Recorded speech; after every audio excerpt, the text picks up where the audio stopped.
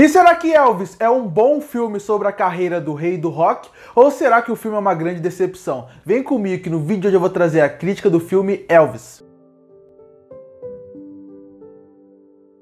E chega aos cinemas o filme Elvis. Filme esse dirigido pelo diretor Baz Luhrmann, diretor de filmes como O Grande Gatsby, Moulin Rouge e Romeo e Julieta, que inclusive esse último é o meu preferido dele.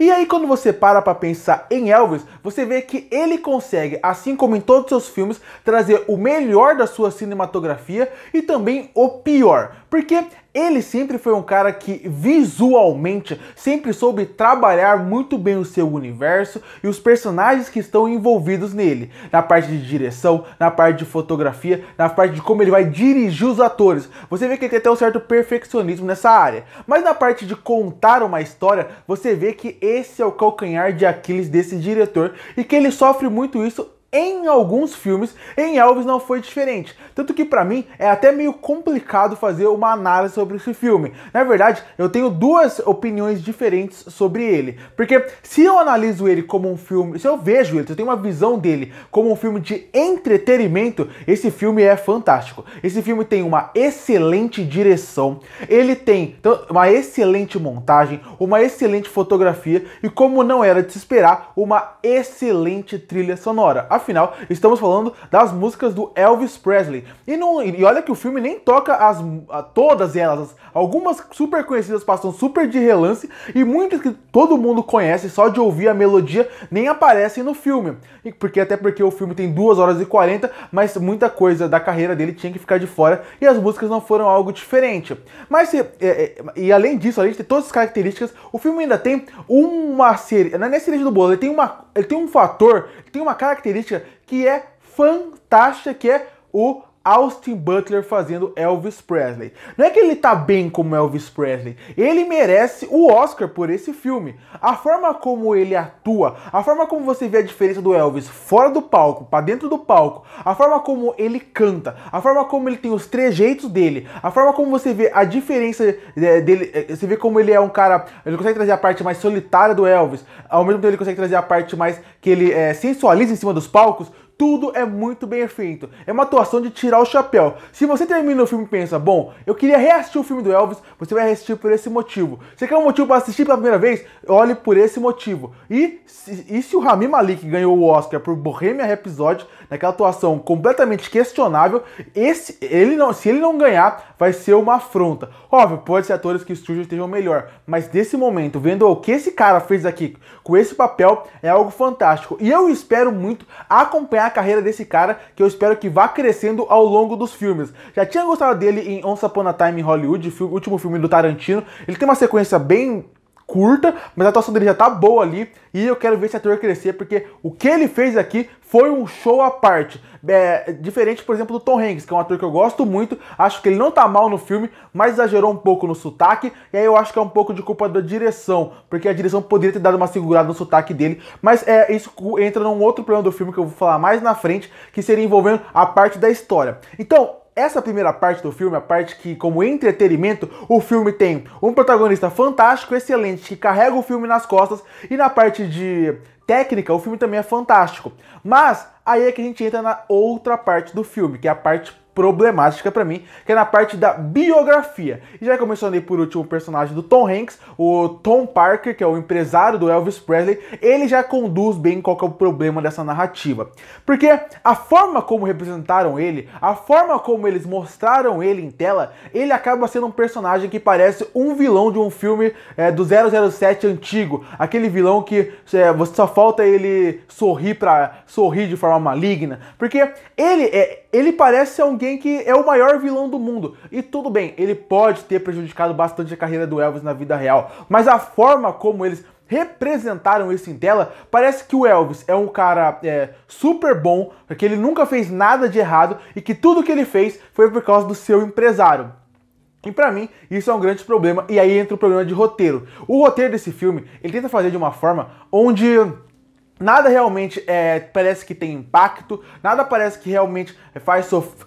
Parece que você tá lendo, o filme parece que é uma Wikipédia do Elvis Presley, com alguns dos momentos mais marcantes da carreira do cantor e que funciona muito bem, de novo, por causa do protagonista e da parte técnica. Mas nessa parte de roteiro, você sente falta, por exemplo, de saber mais da família do Elvis. Você não sente, eles não participam muito, eles não têm grande participação. A filha dele, que é uma criança, um bebezinho, quase não aparece. A relação dele com a mulher quase não aparece. Parece que o filme é feito pelo Tom Parker e pelo Elvis. Todo mundo à sua volta, desde a banda, passando pela família, passando por pessoas que foram importantes durante sua carreira, nem aparecem no filme ou tem pouca importância, e isso acaba incomodando um pouco. Outra coisa que é um desperdício aqui pra mim é uma ideia brilhante que eles tiveram, que foi jogada no lixo, que é mostrar o Tom Parker como o narrador dessa história. Porque como o Elvis diz várias vezes, Tom Parker era um ilusionista. Ele era um cara que ele conseguia, através do seu jeito de falar, seu jeito de agir, enganar as pessoas, iludir elas. E isso que acontece com o Elvis. É isso que o filme quer deixar, essa proposta.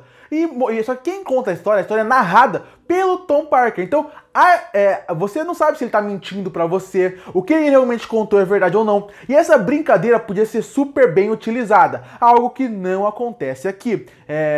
É legal ver ele contando a história, mas não é uma ideia ruim, mal utilizada, mas poderia ser melhor desenvolvida. E aí a gente entra na parte que eu falei lá atrás, que me incomoda, e isso faz com que o filme perca um pouco do que eu queria ver dele, que é a parte de transformar o Elvis em um cara praticamente santo, assim como aconteceu em Bohemian Rhapsody. A forma como eles representam o Freddie Mercury naquele filme mostra como se ele fosse um cara mais certo do mundo e que as pessoas em volta dele sempre o influenciaram e fizeram com que ele se transformasse no que ele acabou sendo no final do filme.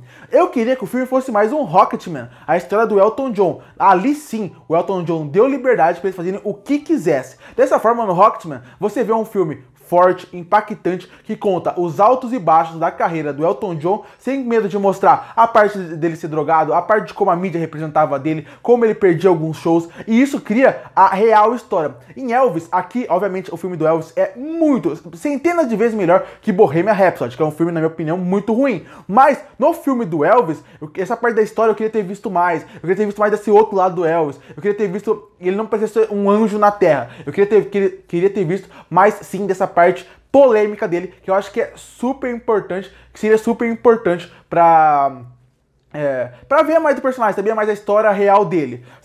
E outra coisa, o filme tem 2 horas e 40 também, né? Então, beleza, o Baz Luhrmann falou que ele tinha um corte de 4 horas aqui, muita coisa ficou de fora, mas ele poderia ter trabalhado algumas coisas um pouco melhor aqui. Outra coisa que, inclusive, seria melhor ele trabalhar, seria o filme dar respiro, porque o filme, ele passa voando. São 2 horas, o filme é bom, ele é muito bom, na verdade, mas ele passa voando. 2 horas e 40 que você não sente, mas também por causa do ritmo que o Baz Luhrmann emprega dentro do seu filme, fazendo com que quase não tenha respiro. Não tem respiro no filme do Elvis. As coisas vão acontecendo sem parar e você não respira, você não sente o respiro, que seria fundamental pra gente também ver um pouco mais da parte da solidão do Elvis. Ele não sentiu o amor dos fãs e isso acaba sendo um problema, que não estraga o filme, mas seria importante. E uma última coisa que eu também acho que poderia ser um pouquinho melhor no filme, e não estraga o filme, obviamente, mas que acaba sendo um pouquinho perdido se fosse melhor trabalhado, é na parte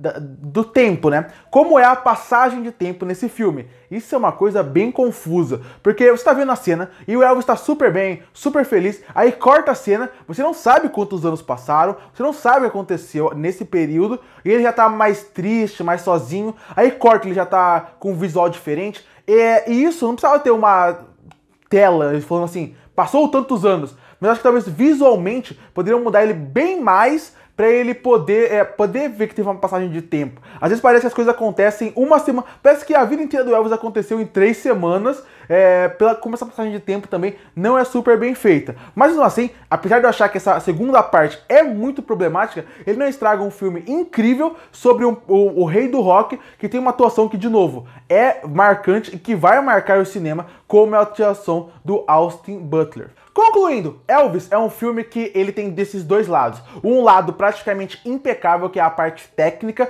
a parte de atuação, a parte de fotografia, trilha sonora, montagem. Mas por outro lado você tem uma parte que é muito precária, muito problemática, que é a parte de roteiro, que é a parte de como eles representam o personagem em tela, que é a parte de como eles fazem a passagem de tempo, que é a parte de como eles não desenvolvem bem a família em volta do Elvis, e que acaba parecendo que é um filme resumo da Wikipédia sobre a vida do Elvis. Então tem esses dois lados, mas mesmo assim, esse é um filme que é bom, é divertido, é gostoso de se assistir e que ele é carregado e 100%, certeza que ele é 100% potencializado pelas músicas do Elvis, que são fantásticas, e pela atuação brilhante do Austin Butler, que faz com que você fique preso durante 2 horas e 40, que faz com que você conheça mais do Elvis e que com certeza faça valer o seu ingresso ou o seu tempo na frente da TV. E por isso que eu fecho o filme Elvis com uma nota 7,5 de 10. Curte para fortalecer o canal, se inscreve para não perder os próximos vídeos. E aí, o que você achou do filme Elvis? Que nota você daria para ele? Comenta aqui embaixo. E eu volto no próximo vídeo.